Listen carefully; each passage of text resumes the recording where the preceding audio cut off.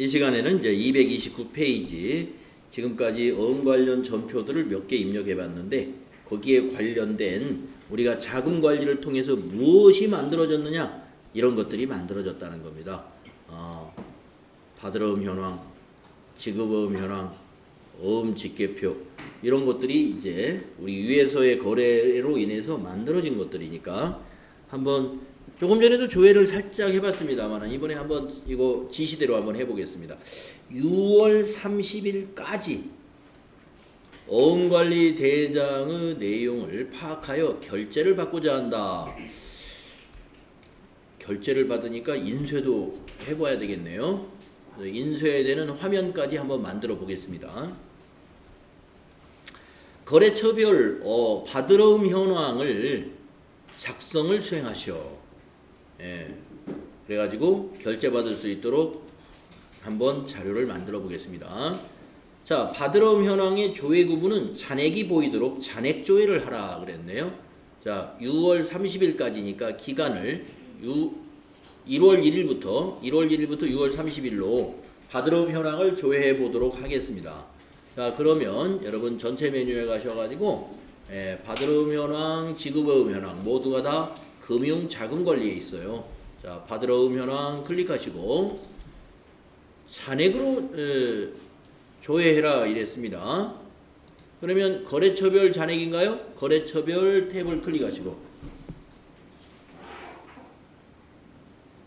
네, 거래처별 조회 구분을 잔액, 여기 조회 구분을 잔액과 내용이 있는데 잔액 하시고 기간은 2019년 1월 1일은 그대로 두시고 2019년 뒤에 날짜만 입력할까요? 6월 30일. 거래처는 몽땅 봐야 되니까 엔터 치겠습니다. 네. 받으러음 현황 잔액 있는 거, 네. 데일리룩 거 350만 원만 있고, 멋쟁이는 목록, 거래처는 있는데 잔액은 없습니다. 네. 받으러음이 만기가 돼가지고 대변에서 이미 감소했기 때문에. 근데 우리가 이제 이 장부를 결제를 받는데요. 결제를 받는 거예요. 그러려면은 인쇄를 해서 결제를 받는다. 이렇게 가정을 해볼까요? 자, 위에 상단에 인쇄 클릭해 보세요. 그러면 이렇게 인쇄 화면이 나타나고요. 이 실제 업무용 프로그램에서는 엑셀로도 저장할 수가 있고 한글 한셀로도 저장할 수가 있고 아래 한글로도 저장할 수가 있고 이미지 JPG 파일로도 이걸 저장할 수가 있어요. 그런데 이 교육용 프로그램에서는 PDF로만 저장하도록 막아놨어요. 다른 기능을. 그 외에도 팩스 보내기도 되고 아주 좋은 기능들이 많이 있습니다. 자, 그러면 인쇄를 하는데 결제를 받으려고 하는데 결제란이 자동으로 딱 만들어졌네요. 예, 근데 우리 회사는 이게 뭡니까? 네. 담당 팀장 부장이 아니라 이 받으러음 현황을 담당, 과장, 부장, 사장 이렇게 사장님까지 결제를 받는다. 그러면 결제란을 고쳐야 되겠죠. 담당, 과장, 부장, 사장으로 고쳐보겠습니다. 고치려면은 밑에 보시면 결제란 설정이라는 메뉴가 있어요. 네. 결제란 설정이라는 메뉴가 있어요. 거기에 결제란 인쇄함으로 물론 되어 있어야 되겠죠. 그 다음에 결제란 등록이라는 단추가 오른쪽에 있습니다. 여기서 고칩니다. 우선 칸수를 지정하는데 우리 회사는 4칸이 필요하다. 그러면 4개. 엔터. 여기다가 이제 담당 옆에 우리는 여기를 과장으로 고치고 부장은 그대로 두고 마지막 오른쪽에 사장이라고 이렇게 하면 됩니다. 여러분 결제란은요 이 회사에서는 이제 고무인을 이렇게 스탬프에다 탁 찍어서 이렇게 찍는 회사도 있고 요즘은 거의 다 양식을 워드 프로세서나 엑셀과 같은 이런 OA 프로그램으로 어떤 양식이 되어 있기 때문에 결제란을 만들죠. 이렇게. 이 프로그램도 이 더존 프로그램도 결제란을 우리가 만들 수 있어요. 이렇게 칸수 지정하고 내가 원하는 결제자의 직급을 거기다 넣으면 됩니다. 그리고 확인하시면 되고, 또 결제란의 위치를 말이죠. 어느 회사는 위에다가 이 제목을 밑에 쓰고 결제란이 위로 올라가는 경우도 있어요. 그것이 바로 여기 보면 타이틀 상단이라고 하는 결제란의 위치가 되겠습니다. 타이틀 상단하면은 이런 스타일로, 타이틀 하단하면은 이런 스타일로. 그래서 각 사마다 내부적으로 해오던 그런 규정이 있을 테니까 거기에 맞추어서 해주시면 되겠습니다. 그래서 우리가 만든 모든 장부는 전부 인쇄해서 결제받을 수 있도록 이렇게 프로그램이 돼 있다. 그래서 이제 여러분이 사무실에 있는 프린터가 만약에 어떤 프린터냐, 그 프린터를 딱 선택해 가지고 그 프린터를 선택을 해서 우리가 인쇄하기 누르면 실제로 인쇄가 돼요. 여러분이 우리 이 교실에서 만약에 인쇄를 좀 해보고 싶다 그러시면은 우리 교실에 있는 지금 이 교실에 있는 프린터는 이겁니다.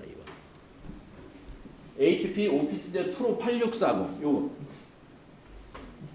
이걸 선택하고 인쇄해야 이 프린터로 인쇄가 됩니다. 뭐 여러분 인쇄하실 일 있으면 인쇄하셔도 돼요. 프린터는 항상 켜져 있습니다. 그래서 HP 오피스젯 프로 863 그래서 프린터 선택하고 여기서 인쇄하시면 되고, 결제를 한 분은 결제해 놓고 한 분은 다른 데서 써야 되겠다. 그럼 매수를 2매로 해서 인쇄하시면 되겠죠. 그리고 이제 모든 그 워드 같은 거, 엑셀 이런 데에도 그런 게 있듯이 인쇄 배율, 확대 축소가 있고요. 그다음에 인쇄 페이지를 내가 지정할 수가 있어요. 만약에 이게 어음이 엄청 많아가지고 1페이지를 넘어서 2페이지, 3페이지 갔다 그 중에서 나는 맨 끝에 있는 3페이지만 인쇄하고 싶어요. 그러면 3부터 3 하면은 1, 2페이지 빠지고 3페이지만 딱 인쇄가 돼요. 이런 기능도 다 있습니다. 네, 그래서 요 인쇄 기능은 이제 여러분이 워드 프로세서나 엑셀 같은 거 써서 인쇄해 보신 분이면 뭐 이렇게 어렵지 않게 이런 프로그램을 쓰실 수 있겠습니다. 물론 용지 설정도 있습니다. 용지 설정 A4냐 A3냐 또는 B4냐 뭐 B5냐 뭐 이런 용지 설정이 여기서 가능해요. 가장 많이 쓰는 게 A4죠. 그래서 기본값이 A4 21cm에 29.7cm 이걸로 적용이 되어 있고, 용지 방향도 가로로 돌려 쓸 거냐 세로로 쓸 거냐. 그래서 가로로 돌려 쓰는 경우는 가로 항목이 굉장히 많은 양식들, 세로는 이렇게 양식이 가로 항목이 한 4-5개밖에 안 되래요. 그러면 이게 다 들어오니까. 그래서 이게 말하자면 인쇄 미리 보기 화면이니까 인쇄 미리 보기 화면에 옆에 잘린 것 같다? 그러면 용지를 가로로 돌려서 써야 되겠죠. 자, 인쇄나 이런 그 결제란 지정에 관한 것은 시험에는 안 나옵니다. 그러나 여러분이 실무를 하시면은 이렇게 인쇄하는 일도 꽤 많겠죠. 그래서 요 기능이 있다는 거 여러분 알아두시고요. 요즘에는 인쇄를 안 하고 PDF로 저장해 가지고 어디로 자료를 뭐 본점으로 전송시켜 준다든가 아니면 관계 회사라든가 관계 기관 이런데 이거 뭐 그거 현황 좀 보내줄 수 있어요? 네, PDF로 저장해서 전송하죠. SNS나 이메일로 전송할 때도 PDF로 저장해서 전송하면 되겠습니다. 자, 이런 기능이 있습니다. 닫아주시고. 자, 그러면 그런 식으로 이번에는 이제 거래처별 지급의무 현황을 조회를 하는데 내용으로 작성하시오 이랬는데 한번 해보겠습니다. 자, 이번에는 받으러음 현황이 아니라 전체 메뉴에 가서 지급의무 현황을 클릭하고, 네, 거래처별이라고 그랬으니까 여기 거래처별을 탭을 클릭하고, 조회 구분이 잔액이 아니라 내용이라고 그랬으니까 이걸 내용으로 바꿔주시고, 네, 기간은 1월 1일부터 6월 30일까지만 봐라 그랬죠. 네. 거래처는 엔터로 처음부터 끝을 내야 되겠네요. 거래처를 그냥 지나왔더니 안 됐습니다. 그래서 거래처는 엔터를 쳐서 처음부터 끝으로 하고, 기간은 1월 1일부터 6월 30일을 입력하면 지급어음은 우리가 신사숙녀에 발행한 1,000만원짜리 우리 앞 시간에서 우리 발행했었죠? 그거 딱 하나가 잔액으로 남아 있습니다. 만기는 내년 1월 30일 만기죠.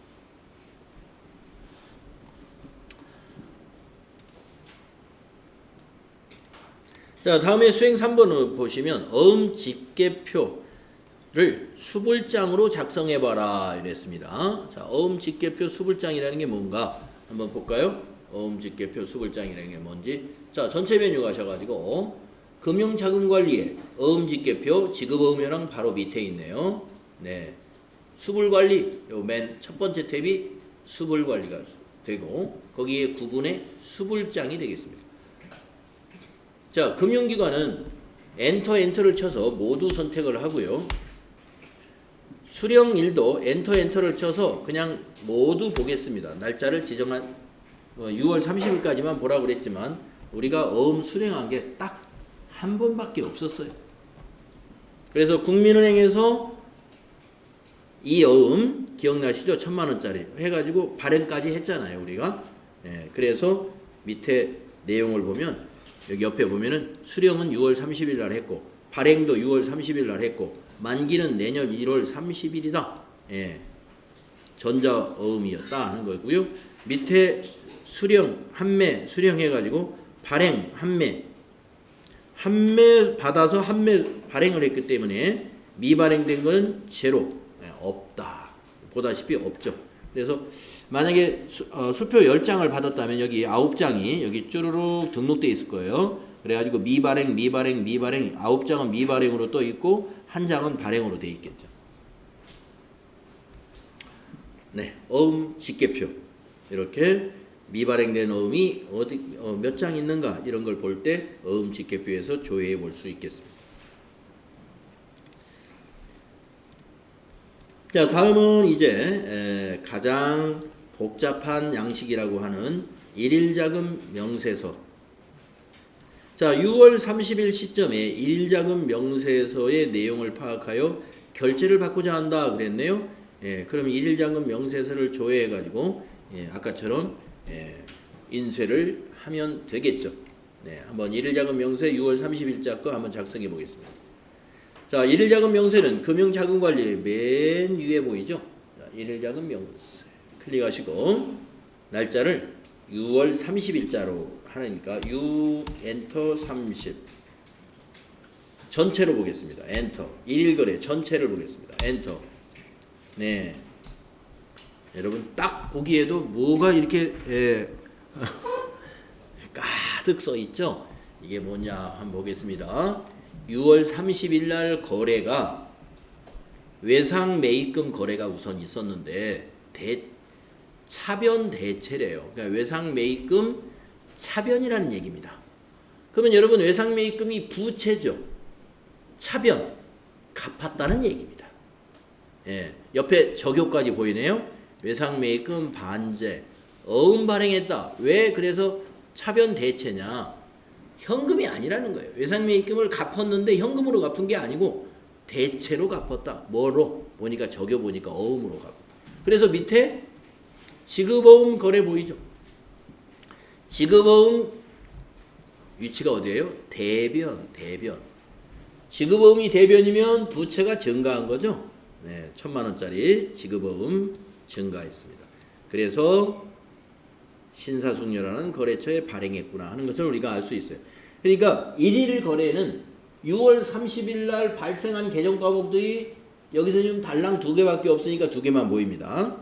만약에 관련된 개정 과목이 10개면 여기 10개가 다 보여요. 더 복잡해 보이겠죠. 그 다음 밑에 보이는 건 뭐냐? 이게 격리일보, 즉 자금 명세서이기 때문에 6월 30일 현재의 현금이 전일은 얼마였고 당일에 증가나 감소가 있었는지 보여주면서 당일 현금 여기 보여요. 당일에 현금 수입 없죠? 현금 지출 없죠? 그래서 당일 현금과 전일 현금이 똑같습니다. 그 밑에 보면 당좌예금도 전일 당좌예금 41350000이죠. 증가 감소 없죠? 그래서 당일 잔액도 똑같고 그 다음에 나머지 보통예금도 이렇게 볼 수가 있고, 그 다음에 파드로금도 이렇게 전일과 당일로 볼 수가 있고, 지급어음도 전일은 지급어음이 없었죠. 근데 당일에 1,000만 원이 증가합니다. 그래서 당일 잔액이 1,000만 원이 됩니다. 그 외에 차입금이 있으면 차입금 내역까지 다 보이는 거죠. 네. 그래서 자금 관련된 내용만을 따로 만들어 놓은 표가 일일자금 명세서이고 격리일보입니다. 이것을 결제를 받으려면 어떻게 해야 돼요? 인쇄 눌러야 되죠. 아까와 똑같은 방법으로 상단에 있는 인쇄를 누르는데, 이것이야말로 오른쪽이 잘리는 걸 다 보이네요. 화면을 스크롤 해봐요. 오른쪽으로 스크롤 해봤더니 잘렸다. 그러면 용지를 틀어야 돼요. 지금 자동으로 가로로 돼 있네. 세로로 하면 이렇게 잘리잖아요. 그래서 이게 가로로 돌려져 있어야 맞는 겁니다. 그래서 결제란 만들어서 이걸 인쇄해서 결제 받으면 돼요. 네, 우리 뭐 인쇄하는 건 생략해도 되겠죠. 네, 인쇄하는 건 시험에서는 나오진 않습니다. 자, 이렇게 해서 자금관리 우리 공부 다 마쳤습니다. 자금관리. 자, 수행 결과는 여러분이 혼자 공부하실 때 읽어보시면 도움이 많이 될 거예요. 제가 다 설명드린 내용이긴 합니다만은 도움이 되시라고. 이제 우리가 부가가치세 신고와 관련된 제4장 메인 매출 전표로 넘어갑니다. 지금까지 전표 분계는 부가가치세 신고하고 관련 없는 거래들이었어요. 제4장에서는 부가가치세 신고하고 관련되는 거래들만 모아서 공부를 하기 때문에 여기서 부가가치세 신고라는 주제로 공부를 하게 됩니다. 자, 우리 부가가치세 이론 때 다 배운 것이죠. 여러분 그 237페이지 보면은 부가가치세란 무엇인지 다시 한번 설명을 해놨고, 또 과세기간은 어떻게 되고 신고 납부는 언제 해야 되는가. 과세기간 한번 다시 정리해 볼까요? 1기는 1월 1일부터 6월 30일이 1기입니다. 그런데 법인은 애정신고 납부를 해야 될 의무가 있기 때문에 1기를 1월 1일부터 3월 31일까지 3개월치를 쪼개서 애정신고 납부 기간으로 보고, 세금은 언제까지? 4월 1일부터 4월 25일까지 신고서 만들어 가지고 4월 25일까지는 납부를 해야 된다. 법인은. 그런데 확정신고는 1월 1일부터 대상 기간이 6월 30일인데 법인은 3개월치 미리 했죠. 미리 했기 때문에 3개월치 빼고 4월 1일 거부터 6월 30일 거 3개월치만 확정신고 때 하는 거고, 개인은 애정신고 때 신고를 안 했죠. 그렇기 때문에 개인사업자는 1월 1일 거부터 6월 30일 거를 6개월치를 한꺼번에 확정신고합니다. 언제까지? 다음 달 25일인 7월 25일까지. 제2기도 7월 1일부터 12월 31일이에요. 법인은 애정신고 3개월치를 먼저 신고해서 납부합니다. 다음 달 25일까지. 그리고 개인은 나중에 확정신고만 해요. 6개월치를 한꺼번에. 근데 법인은 앞에 3개월치 했으니까 확정신고 때는 3개월만 하죠. 10월 1일부터 12월 30일. 이렇게 할 겁니다. 그러면 여러분은 시험이 법인으로 나올까요? 개인으로 나올까요? 여러분은 법인으로 실기시험이 나와요. 법인으로. 그렇기 때문에 애정신고와 확정신고를 구분해가지고 문제를 낼 거다 이겁니다.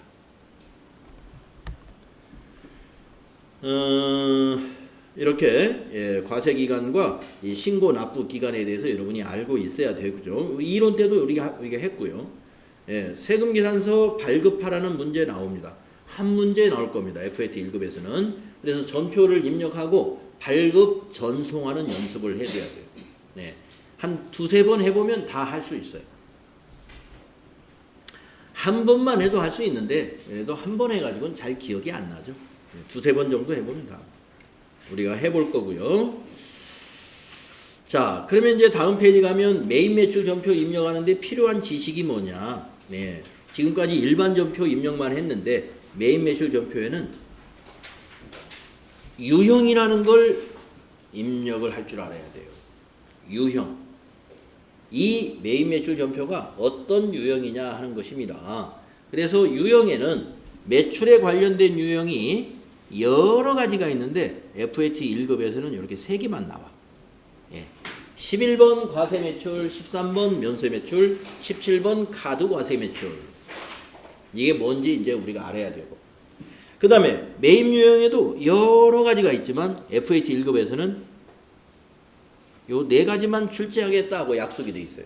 51번 과세 매입, 53번 면세 매입, 54번 불공 매입, 57번 카드 과세 매입. 7가지 유형에서 출제가 됩니다. 그 다음에 이제 매입 매출 전표 입력할 때는 전자세금이라는 것을 우리가 입력을 안 할 때가 있고 1번 전자 입력으로 입력할 때가 있어요. 입력을 안 할 때는 언제냐? 전자세금 계산서가 아닌 종이인 경우 입력 안 하고, 또 더존 프로그램에서 발행을 직접 해야 될 경우도 입력을 안 해요. 그럼 입력하는 경우는 언제냐? 1번으로 입력하는 경우는 더존이 아닌 다른 기관에서 발행한 것을 이 메인 매출 전표에 입력할 때는 1번 전자입력으로 해야 돼요. 전자세금 계산서라면.